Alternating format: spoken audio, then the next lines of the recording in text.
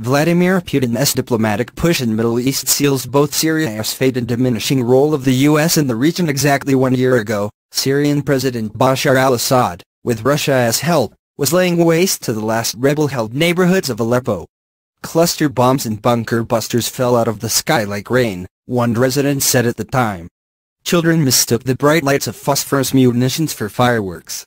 The fall of Aleppo turned the tide of the civil war in the regime's favor. And this week, as Russian President Vladimir Putin meets with Mr. Assad and his Iranian and Turkish counterparts to discuss a framework for post-conflict Syria, his role as the Middle East's most important foreign deal-breaker is secured.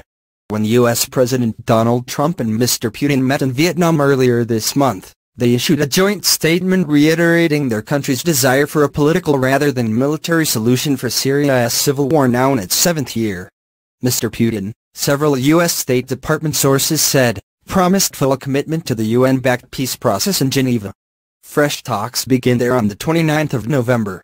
But after years of failed negotiations in both Switzerland and Riyadh, Western-sponsored efforts at peace appear to be structurally broken, as Beirut-based Century Foundation fellow Sam Heller says, and Russia's efforts are coming to the fore.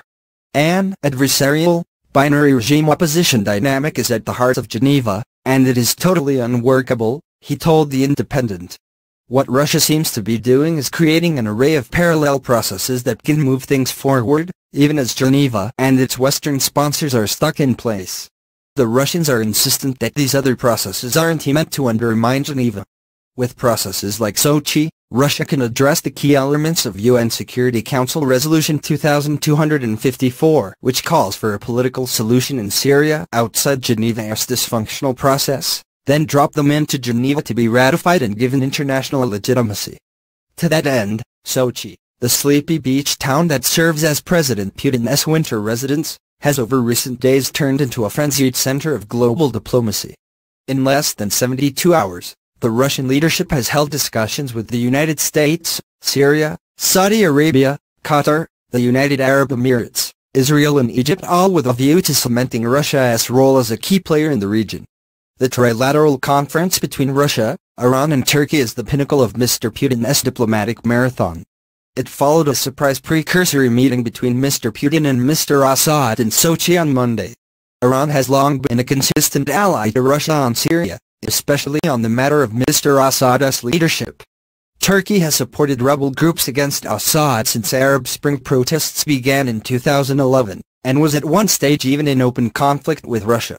In a joint statement, leaders Vladimir Putin, Hassan Rouhani and Recep Tayyip Erdogan committed to what they described as the post-conflict phase in Syria's war.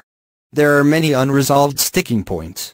On Thursday, a senior advisor to President Assad said that Russia's planned December talks bringing the regime and Syrian opposition to the table will only succeed if the rebels first lay down their arms.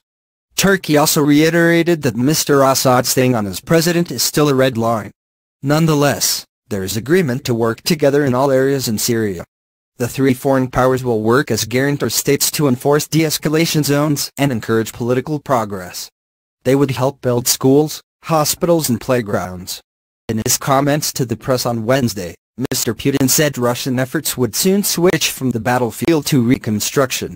Military cooperation had saved Syria from collapse, he said.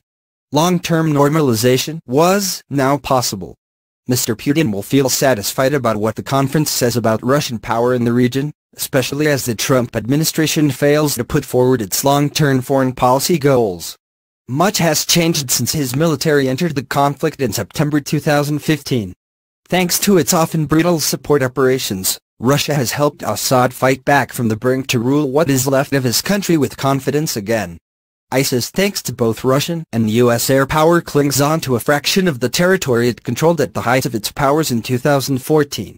In diplomatic circles, once strident calls that Assad must go are no longer very loud.